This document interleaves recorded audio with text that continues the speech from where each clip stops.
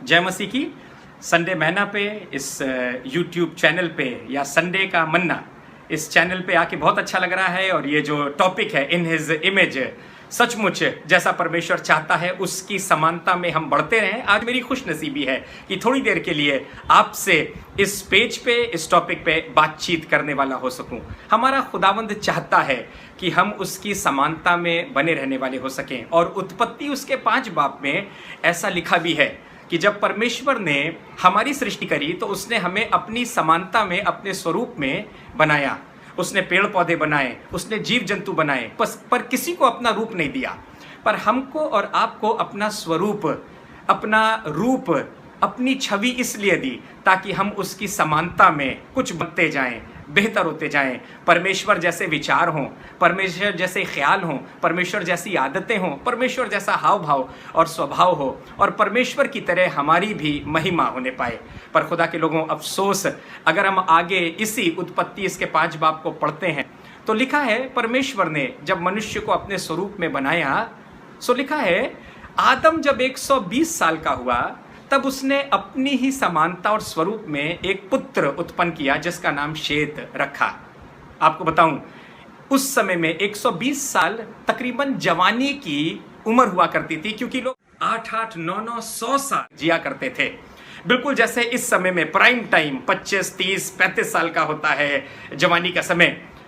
पर बाइबल बताती है जब आदम जवान हुआ, वो अपनी मर्जी के अनुसार अपनी समानता में उसने एक बेटा पैदा किया, और उसी के बाद से गड़बड़ी चालू हो गई। खुदा के लोगों, मनुष्य जाति परमेश्वर से दूर होती गई, और वो समानता, वो खूबसूरती, वो योजनाओं के साथ में जैसा परमेश्वर ने मनुष्य को बनाया था वो सब बेकार होने लगी, और मनुष्य परमेश्वर से अलग होने लगा और पाप उसमें पनपने लगा। खुदा के लोगों, आज भी वैसा ही होता है। जब बच्चे जवान हो जाते हैं तो वो अपनी मर्जी पर चलने लगते हैं। मम्मी पापा, अब आपकी बात हमें समझ में नहीं आती है, अब आपकी योजना हमें समझ नहीं आते हैं, आपके तौर तरीके हमें समझ में नहीं आते हैं, और बच्चे अपनी समझ, अपनी योजना, अपनी मंजिलें खुद से तय करने लगते हैं, और वहीं गड़बड़ी हो जाती है और उनकी जिंदगी भटकने लगती है, ड्रिफ्ट होने लगती है।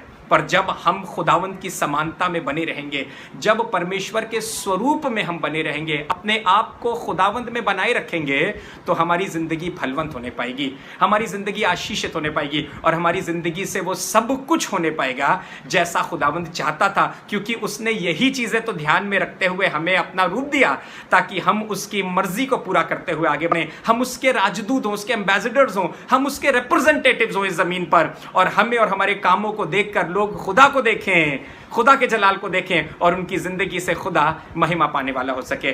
खुदा के लोगों बताना मांगता हूं, let us go back to God. हम वापस उसी छवि में लौट जाएं, वापस खुदावंद में अपने आप को बनाए रखें, उसके वचन में अपने आप को बनाए रखें, उसके हाथों में अपने आप को दिए रखें, ताकि खुदा हमें अपनी समानता में बनाता रहे, निखारता रहे, और हम बिगड़े नहीं वरन बनते जाएं और खुदावंद के राज्य को आगे बढ़ाते जाएं। मुझे यहाँ पर एक बहुत खूबसूरत किस्सा याद आ रहा है जो एस्तर की पुस्तक में उसके 2 बाब में लिखा है। जी हाँ, 127 प्रांतों से लगभग ढेरों जवान लड़कियां चुनी गई ताकि वो शयर्श राजा की पटरानी बने या उसकी पत्नी बने। एक बड़ी अथॉरिटी, एक बड़ा अधिकार इनका इंतजार कर रहा, और ये सब इकट्ठा करी गई ताकि इसमें चुनाव हो। एस्तर उनमें सफल हुई, एस्तर उनमें चुनी गई, और एस्तर राजा शेयर्श की पटरानी बनने वाली हो सकी। खुदा के लोगों, एक बड़ा कंपटीशन जीतकर, एक बड़ा ब्यूटी पेजेंट जीतकर ये रानी बनी है, और आज एक बहुत ऊंचे ओहदे पर है। पर अगर आपको बताऊं, पृष्ठभूमि, इसका बैकग्राउंड ये है कि ये यतीम थी, पर इसके कजन ने, चचेरे भाई ने, मुर्दिकी ने इसको पाला और पोसा और इसको बड़ा किया था। पर आज प्रभु का धन्यवाद करता हूं, मोर्दिकी की अधीनता में ये सीखती गई, और ये यहां तक पहुंची है कि आज इतने बड़े बादशाह की पटरानी बनी है और इसके पास अधिकार है।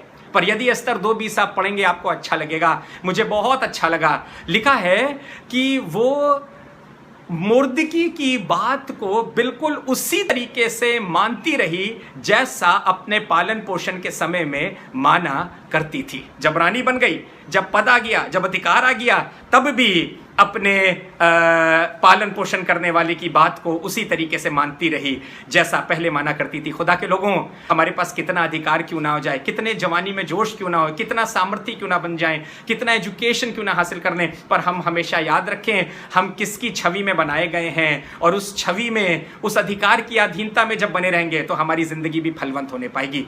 और बाइबल बताती है एस्तर अपने यहूदी भाइयों के बड़े छुटकारे का कारण बनी।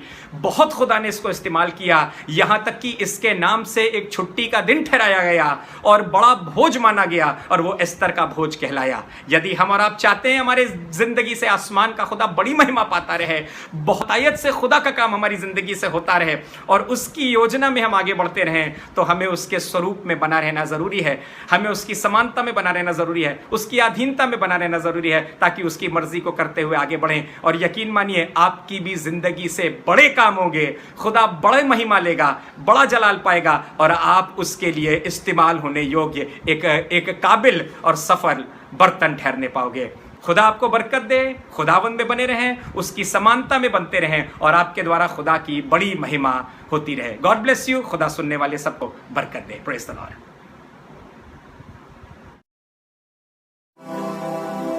अपने हाथों से बनाया है मुझे मेरे खुदा ने, अपनी सूरत में बनाया है मुझे मेरे खुदा ने, अपने हाथों से बनाया है मुझे मेरे खुदा ने, अपनी सूरत में बनाया है मुझे मेरे खुदा ने। Praise the Lord. परमेश्वर का धन्यवाद हो इस अच्छे कलाम के लिए जो परमेश्वर के अनुग्रह से पास्टर पराग वेस्ली के द्वारा हमें सुनने को मिला। परमेश्वर का धन्यवाद देते हैं इतने अच्छे खादिम के लिए जिन्होंने हमें बताया कि कैसे हमें परमेश्वर की इमेज में, उसकी हम सूरत में बनाए गए हैं। We are created in his own image.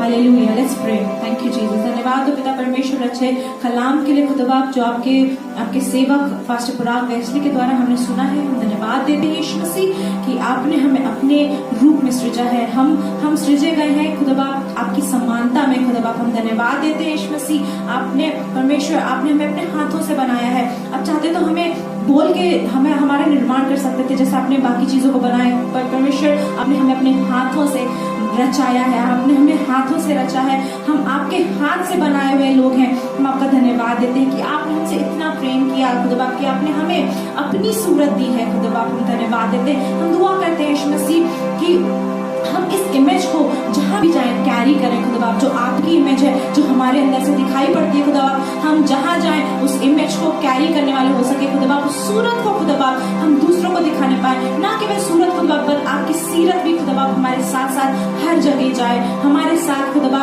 वो एक हमारी सीरत भी दिखने वाली हो सके कि हाँ हमारे अंदर आपका प्रेम है, आपका वचन है खुदा। हम दुआ करते हैं सच्चे कलाम के लिए, इस कलाम के जरिए से बहुत लोगों को जो लोग देख रहे हैं खुदा बाय से बरकत इस कलाम को बनाइए खुदा, और बहुत लोगों के लिए आशीष का कारण ठहरने पाए। यीशु मसीह के नाम से मांगते हैं।